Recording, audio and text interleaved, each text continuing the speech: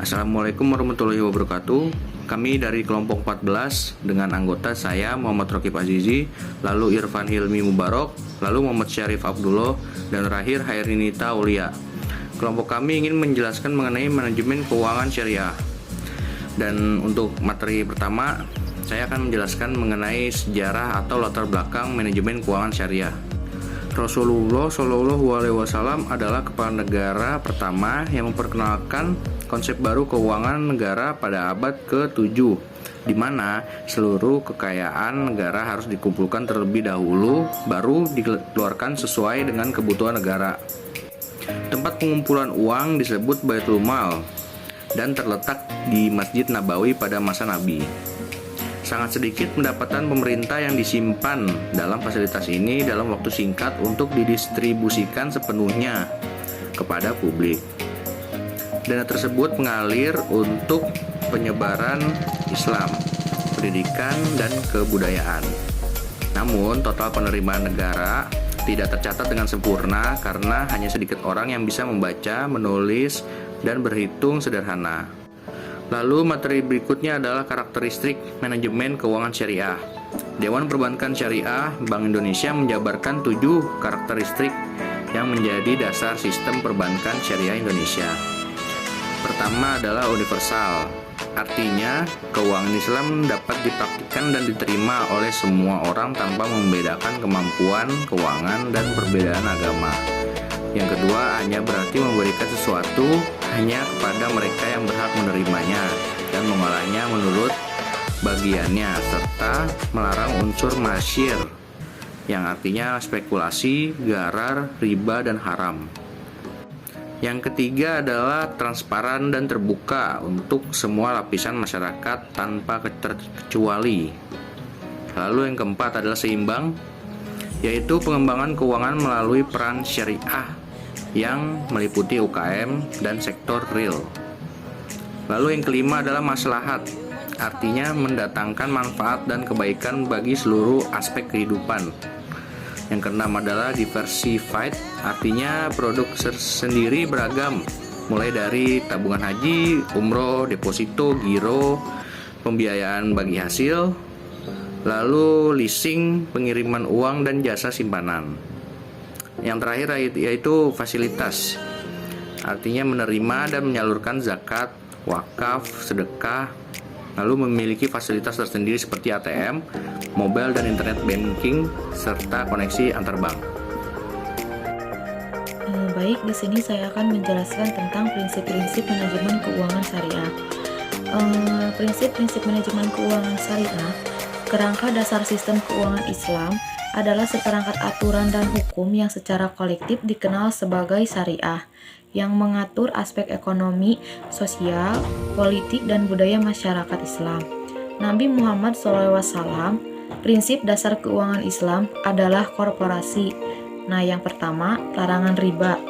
Riba secara harfiah berarti kelebihan dan dapat diartikan sebagai pertambahan modal yang tidak dibenarkan dengan penjualan atau kredit riba. Nah, selanjutnya, uang sebagai modal potensial. Uang digunakan sebagai modal bila digabungkan dengan sumber daya lain untuk kegiatan produktif. Islam mengakui nilai uang, tetapi hanya ketika uang adalah modal, bukan modal potensial.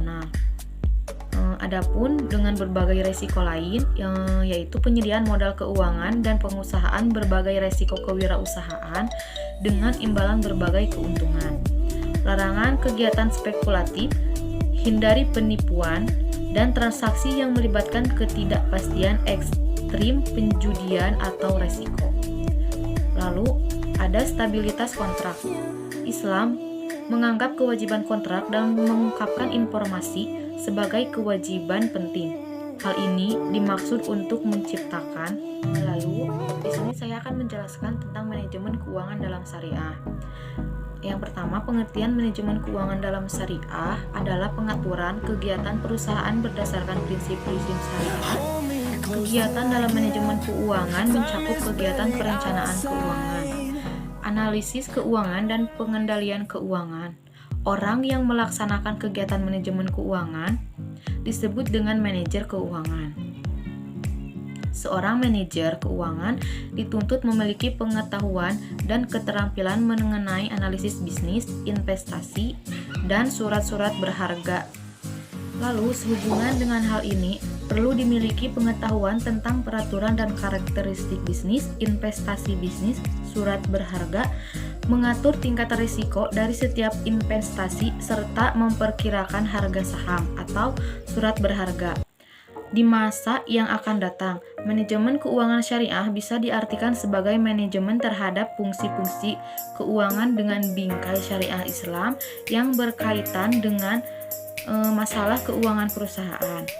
Secara garis besar, fungsi-fungsi perusahaan bisa dikelompokkan ke dalam 4 fungsi, yaitu fungsi pemasaran, fungsi keuangan, fungsi produksi, dan fungsi personalia. Nah, keempat fungsi tersebut merupakan fungsi pokok suatu perusahaan. Fungsi-fungsi manajemen bisa dipecah dalam beberapa hal. Yang pertama, perencanaan atau planning, lalu ada pengorganisasian, staffing, pelaksanaan, dan pengendalian. Dengan demikian, manajemen keuangan syariah dapat diartikan sebagai kegiatan perencanaan, pengorganisasian, staffing, pelaksanaan, dan pengendalian fungsi-fungsi keuangan yang dituntun oleh prinsip-prinsipnya syariah. Baik, untuk selanjutnya yaitu materi tentang fungsi manajemen keuangan dalam syariah. Fungsi manajemen keuangan dalam syariah adalah berkaitan dengan keputusan keuangan yang meliputi 3 fungsi utama, yaitu keputusan investasi, keputusan pendanaan, dan keputusan bagi hasil atau dividen. Masing-masing keputusan harus berorientasi pada pencapaian tujuan perusahaan. Dengan tercapainya tujuan perusahaan akan mendongkrak optimalnya nilai perusahaan. Nilai perusahaan akan terlihat pada tingginya harga saham perusahaan, sehingga kemakmuran para pemegang saham dengan semakin bertambahnya tingginya nilai saham dalam konteks syariah. Jika pemegang saham mencapai kemakmurannya, maka semakin besar pula zakat yang akan dikeluarkan atau diberikan oleh pemegang saham tersebut. Yang pertama, keputusan investasi. Keputusan investasi berhubungan dengan masalah bagaimana manajer keuangan mengalokasikan dana saham untuk investasi di masa mendatang untuk mendatangkan keuntungan di masa yang akan datang. Bentuk dan komposisi investasi akan mempengaruhi dan menjunjung tingkat keuntungan masa depan. Nah, yang kedua, keputusan pendanaan. Keputusan pendanaan adalah yang berkaitan dengan bagaimana perusahaan mendapatkan dana atau modal. Oleh karena itu, keputusan pendanaan sering disebut kebijakan struktur modal. Dalam hal ini, manajer keuangan dituntut untuk mempertimbangkan dan menganalisis kombinasi sumber-sumber dana yang ekonomis bagi perusahaan. Tujuannya adalah agar perusahaan mampu membiayai kebutuhan investasi dan kegiatan usahanya. Yang ketiga, keputusan bagi hasil atau dividen. Bagi hasil atau dividen, proksi terbesar atau kecilnya kemakmuran investor dalam menentukan dananya dalam suatu perusahaan. Oleh karena itu, bagi hasil dan dividen merupakan bagian yang sangat diharapkan oleh para investor dan pemegang saham. Keputusan ini merupakan keputusan manajemen keuangan untuk menentukan yang pertama, besarnya persentase laba yang dibagi hasilkan kepada para investor. Selanjutnya, profitabilitas. Profitabilitas merupakan kemampuan untuk menghasilkan laba secara efektif dan efisien. Profitabilitas merupakan alat ukur untuk mengukur keefektifan dan kesuksesan manajemen dalam menghasilkan laba pada periode tertentu. Menurut para pengusaha, profitabilitas menjadi urusan yang sangat penting dibanding hanya menghasilkan laba, karena laba besar saja tidak menjadi acuan bahwa perusahaan tersebut bekerja secara efektif dan efisien. Sebuah modal yang bekerja secara efektif dan efisien dapat mengukur tingkat keefektifan manajemen dalam menjalankan manajemen tersebut atau mengoperasionalkan sebuah perusahaan. Menurut saya, profitabilitas itu menjadi sebuah dasar dalam manajemen di mana kita dituntut untuk mengelola sumber daya secara efektif, baik itu modal, sumber daya manusia, waktu. Contoh seperti pada manusia dituntut untuk hanya menghasilkan dalam satu komponen saja yang bermanfaat untuk meningkatkan produksi daripada ketika satu orang menjalankan seluruh komponen. Selanjutnya, deposito mudharabah. Investasi dana berdasarkan akad mudharabah atau akad lain yang tidak bertentangan dengan prinsip syariah, yang penarikannya juga hanya dapat dilakukan pada waktu tertentu berdasarkan akad antara nasabah, penyimpan, dan bank syariah.